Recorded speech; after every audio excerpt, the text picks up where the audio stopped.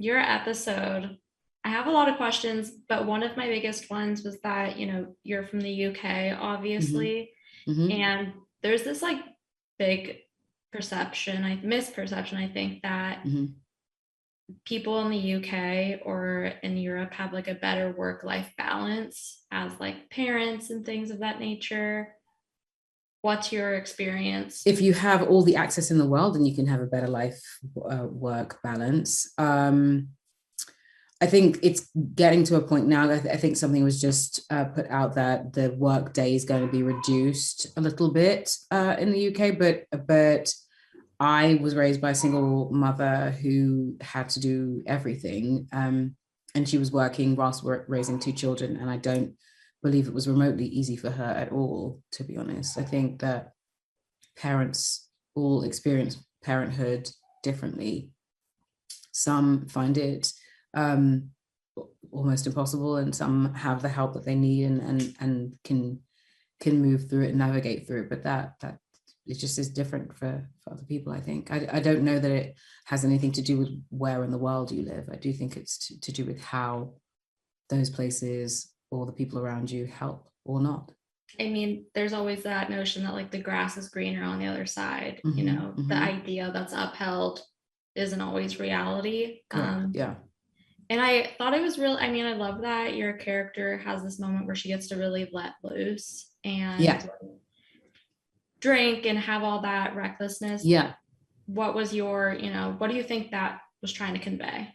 Mothers are still human beings, and that they still need outlet, they still need space to let loose, they still need moments where they can just be themselves and not mother, but also that when mothers give themselves a chance to do that, it can sometimes lead to guilt for not being there for something or for missing something, or but I think it was important to see her as Ambia, a person who's having fun and gets to drink and gets to party and gets to dance and just gets to be a little freer than she is with all of the responsibilities. And I mean, what was your favorite part about this story? It's different, and if you go into it not understanding it. Yeah. But what was your take reading the script? I loved that there was an element of fantasy in it, in that and horror, in that we were taking a subject matter that's usually sort of under the radar and sort of spoken about, but not really spoken about enough, that was put in on the forefront. You know what I mean? I think that to turn something that is usually a conversation into a reality, into a physical manifestation, was just a really clever thing to do. And I think that most people can understand it, even if you aren't a mother or a parent. I think that there is an understanding that sometimes guilt comes with not being able to navigate or balance work and home and motherhood or parenthood, and it can be difficult. And I just thought that this was handled with such care, and I was very, very excited to be a part of it. I was really excited to work with Liz and Carly and Rashida and Q, and I just thought that everyone was so game and willing to create this beautiful idea of and I think reimagining of what it feels like to be a part of that experience. Yeah. One of my other questions was, you're going to star in Wicked, and I think that people who don't necessarily know what Wicked's about don't understand that it is actually a very deep portrayal of something.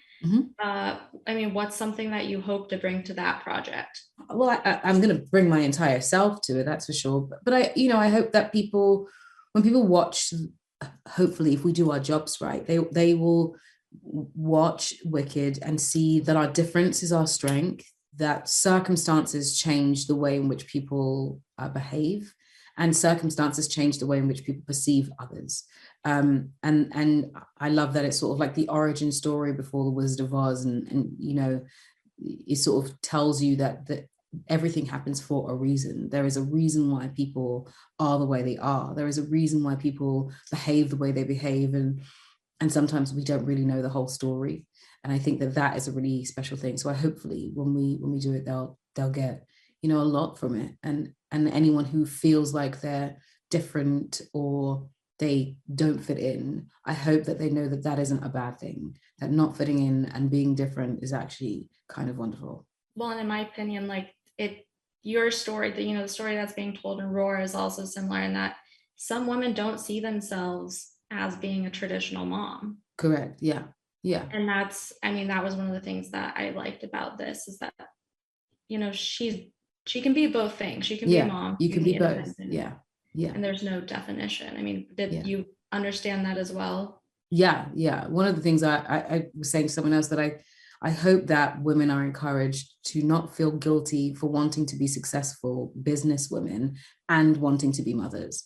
Both things can be true of one person. And I think sometimes we are very hard on women who want to have a very successful work life, and we sort of sometimes make them have to sacrifice one for the other. But I don't believe that you do have to do that. I think you can be a mother and you can be really successful as a business person. You can be successful in whatever business you choose to embark on, and that being traditional in that sense is good for some, but not for all, and that's also okay.